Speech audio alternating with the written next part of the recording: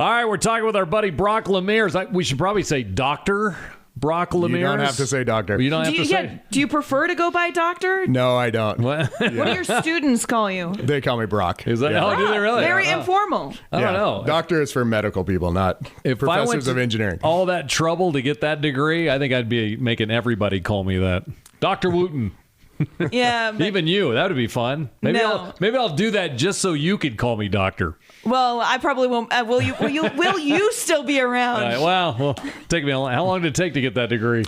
It took 9 years after my bachelor's degree. 9 years MSU. and $400,000. After his bachelor degree. Yeah. So you've got to get including the bachelor's. Sorry, including. Yeah, 4 years at MSU and then 5 years after.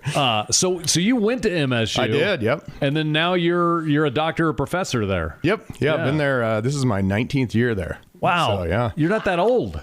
I'm older than I. Good. Good for you.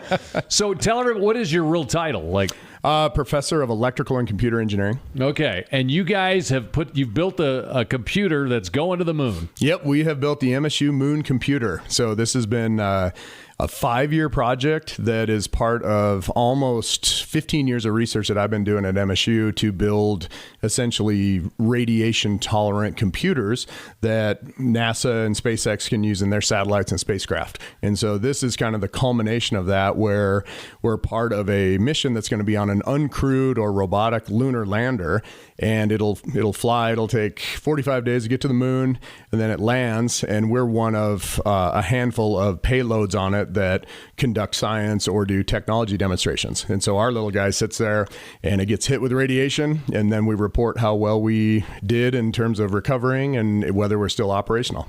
Wow. So you said 45 days to get to the moon. Yeah. Now, back in the 60s, they didn't take 45 days, did they? No. So Apollo did one way, which is you just go straight there, and it takes 3 days to get there.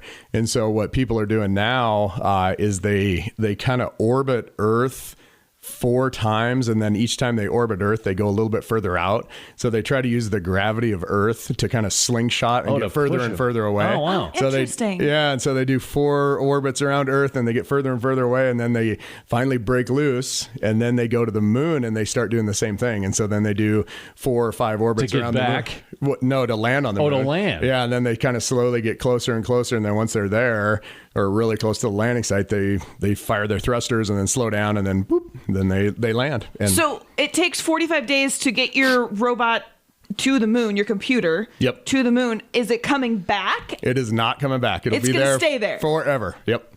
So MSU will have a computer on the surface of the moon for the rest of our lives. So as part of the design, is there a Bobcat on the computer? There is a lot of Bobcats. Oh, perfect. So one of the things we did was we put messages from people across the state on this. So we have a bunch of memory cards, and people submitted messages and pictures and videos. And there's a compartment in there of memorabilia. And we have videos from President Cruzado, from the governor, from our senators. Maybe you guys might have put one on there. This was about 3 years ago. I feel like we did. Yeah, I came in here and we talked about it, and we got a big flurry of activity from the cavalry, and people submitted messages and pictures, and so all that stuff will be there for the rest of time. That's cool. Yeah, and we put every episode, or not episode, but every exponent, which is the student newspaper. So every version of that since its inception back in the 1800s. So that'll be on thousands. The moon. Yep, on the moon forever. So if an alien lands up there and finds it, they can read about MSU. Exactly. Yep. How about this? Another thing we beat the Grizz at. We beat them to the moon. Exactly. Yep. I like it. So say the rocket goes up and it explodes. Is there another one of these computers? There is. Well, we do have a backup computer. You do? But we have not heard of a backup rocket/lander. So we don't know if there's a contingency plan to actually do another one of these if it blows up. I'm hopeful they have something in the works, because I do have a spare computer. So if they say, we've got another ride, are you ready? We would just run down there. Something happened, you could do it. Yep, absolutely. So we have a backup. Is this the first time we've been back to the moon in any capacity since? Yes. Yep. So a couple years ago, humans started sending stuff back in terms of these robotic landers, and China landed one. America has sent one and it kind of crashed into the moon. This year, there's supposedly like 5 or 6 companies that are from America that are going to try to land these robotic landers on the moon. So this is a huge year if you're kind of a space nerd. This is the year to be watching all these launches. And so we'll be the first. We go mid-January, and then it's like every month and a half to 2 months, another company's going to try to do it. It's ramping up, isn't it? It's ramping up like crazy. crazy. Get back there. Yep. So what does this computer do? So its whole point is to be reliable in the presence of radiation. So all we really do is we run a test program that like exercises all the computer circuitry, and then we get, as radiation hits us and it kind of crashes or would crash, we log how well we do detecting the radiation and then recovering from it. So we basically just get this kind of like health report on like, oh, I just got hit and it took me this many seconds to recover and now I'm fine. So how much radiation is on the moon? Do we know?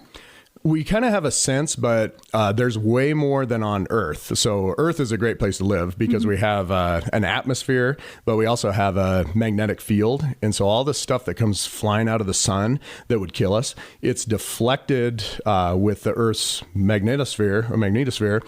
And then anything that gets through kind of hits the atmosphere and bounces around. And so by the time it hits us, our computers aren't crashing and we're also alive. And so when you get outside of that stuff, which is basically where the moon is, you don't have that protection. So there's no atmosphere, there's no magnetic field. And so you just get the direct, all the stuff from the moon all the stuff from the sun is just hammering you. So does this computer go outside on the moon, outside of the spacecraft, or is it always inside it? It's pretty cool because we said we need to be exposed to radiation. So they mounted us in a location where we actually poke out and have one of our faces. Oh, wow. Yeah. So you can actually see us when you take a picture of this lander. And it's really cool because we put the MSU logo on there. So you see the big M that says Montana State University. And we're one of only 2 experiments that you can actually see when you look at this little lander. Oh, cool. Wow, so it's really cool. So when does it go to the moon again? So mid-January is when the launch is. So in a couple of weeks. Yep, couple of weeks. So right after, so we'll be heading down there January 12th. And then hopefully if everything goes good, as soon as it launches, we're like operating. So we'll have our computers with us right away. So while we watch the launch, and then we'll be watching it and reporting in. And then half the team will fly back because we always have to be operating. So half the team will fly back while I stay there in Florida and operate. And then they'll operate while I fly back. And then we basically operate for 2 or 3 months. So will you be back there that whole time? No. Well, I'll come back to Bozeman. You're going to, okay. So we can operate it remotely. So we do it just from Montana State. Yep. Wow. So you'll be operating something on the moon from MSU. Yep, from MSU. You guys should come up and kind of participate. That'd be really cool to see. I would like to do that. Yeah.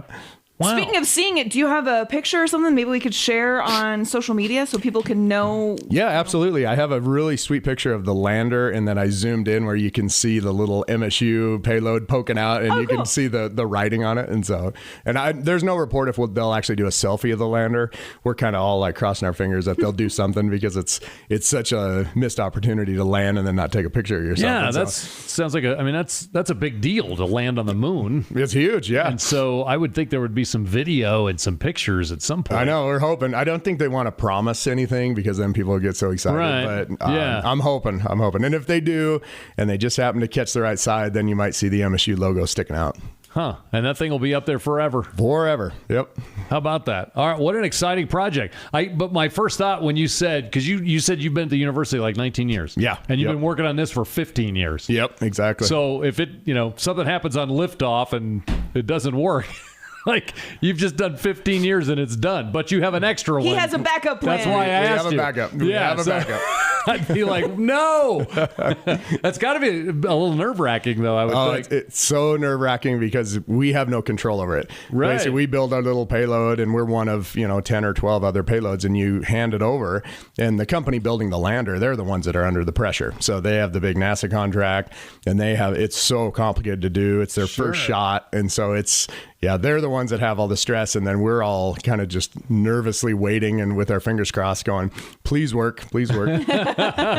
I'm sure it'll be great. Yeah, hopefully. It'll be awesome. It'd be cool to see an MSU logo up on the moon. Oh, definitely. Oh, yeah. All right, it's Dr. Brock LaMeres from MSU. Our buddy always comes by our tailgates all season long. That was cool, and saw him at the game last night, the national championship game, and he's here in Frisco with us. So, again, the moon launch is... Mid-January. Mid-January. All right, we will be watching. All right. Thanks, man. Say hi to Joe for us. We will. Yeah, go Bobcats.